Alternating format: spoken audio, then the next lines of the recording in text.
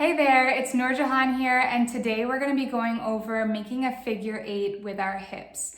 Now this is part one of a two-part series, and the two of them can come together, but I'm breaking it down into two different movements. And this today is going to be focusing on just the hip part. And you guys will get the next video as soon as it comes out, and it'll put everything together. Here's what we're going to be doing. Now this is what the movement's going to look like when we put it all together. We're going to go down to the floor, go into a back bend, and then we're going to make our way back up to a standing position. Now today, I just want you to focus on your hips until you get really good at this movement, and then you can add on to it afterwards. So let's dive right into the hip movement. This is what the basic hip movement looks like, rotating back and forth in a figure eight pattern. As always, even though this is a really quick video and it's a quick workout, make sure that you have water with you so that you can hydrate. You're welcome to grab a scarf. If you want help tying your scarf, you can check out my scarf tying video. Otherwise, let's get to it.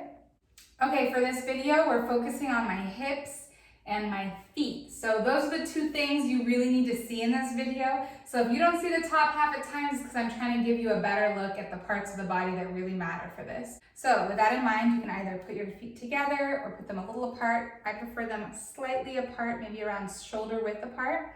And you're gonna take your hips, you're gonna squat down a little bit. When this move is all the way together, it's going to go up and down on one side, up and down on another side. And I'm gonna break this all the way down for you. And it's gonna go like this. Notice how the top half of my body isn't moving. And different people do this move differently. So you'll see some people who actually use their legs to move the hips, which is wonderful and it gives you a big movement. I'm also kind of a belly dancing purist in that I love having all my movements in my hips and in my chest being controlled by my stomach.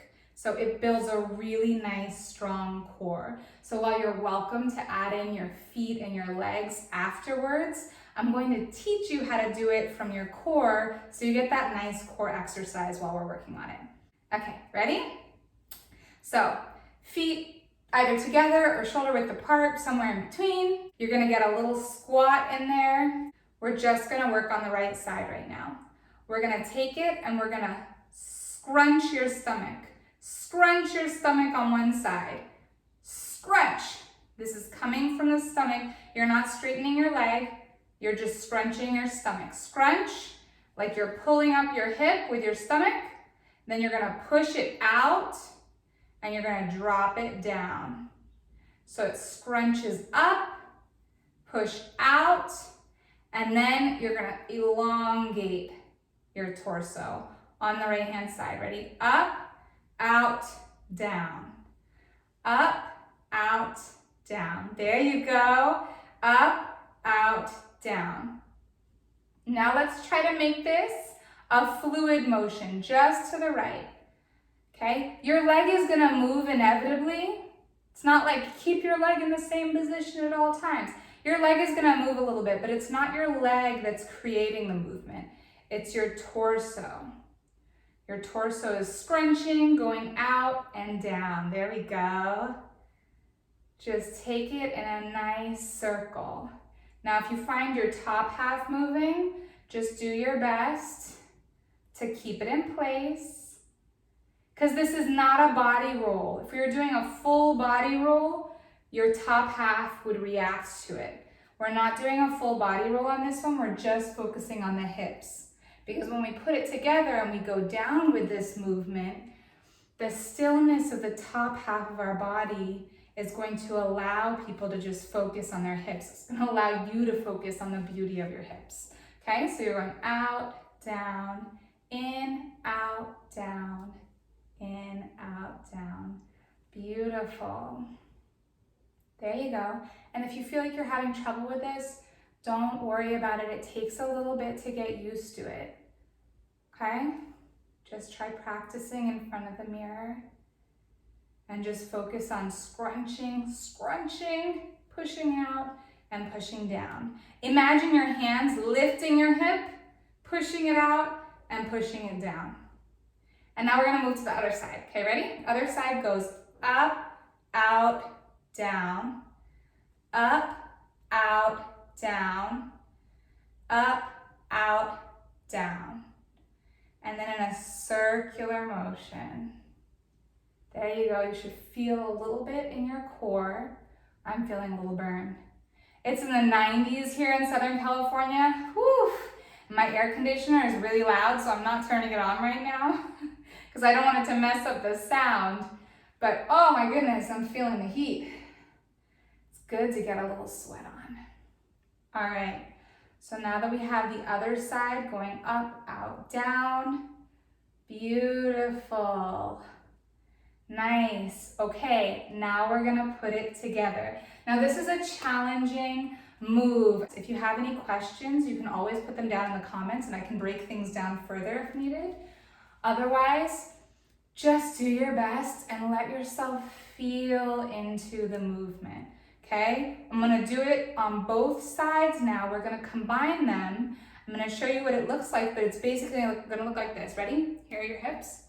Your hips on one side are gonna go up, out, down, up, out, down, up, out, down on either side. So just focus, look at my hips, practice with your hips, okay?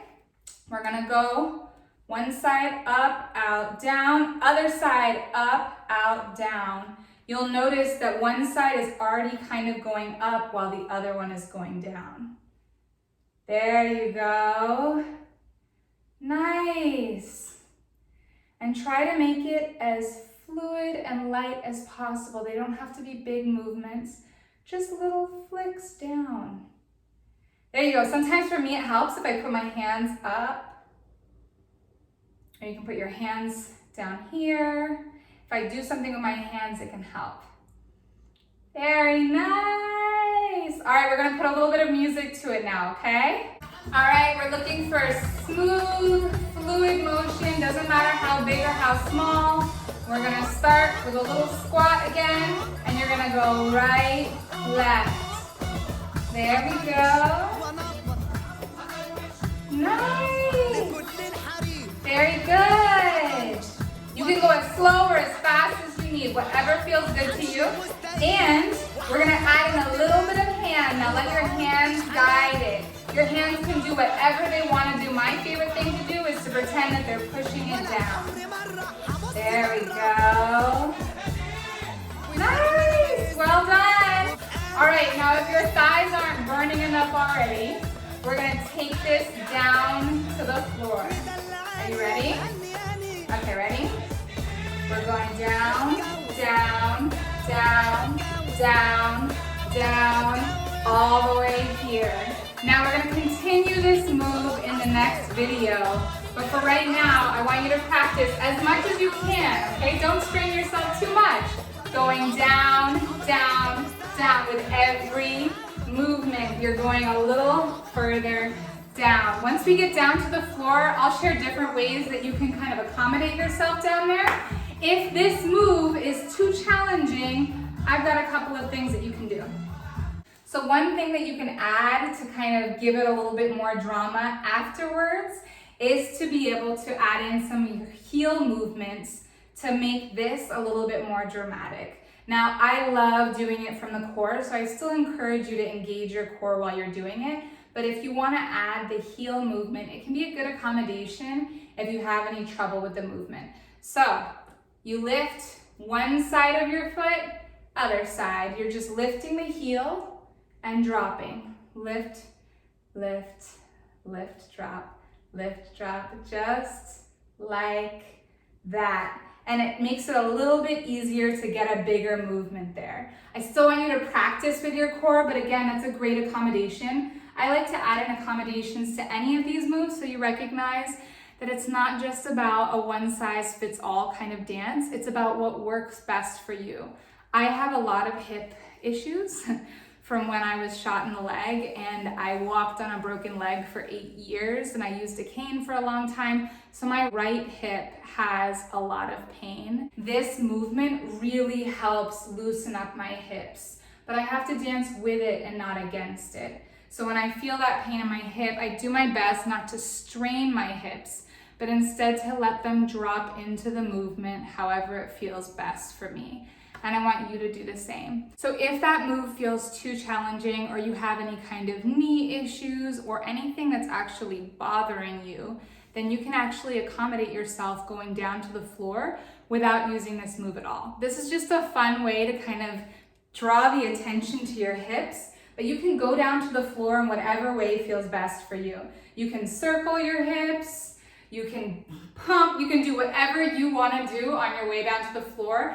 Or my favorite trick on your way down to the floor is to completely distract everybody with your face. So using your arms, you can go down to the floor and just show your face. Remember, those hands are awesome tools to distract from any other part of your body and draw attention to whatever part of your body you want to show on your way down there.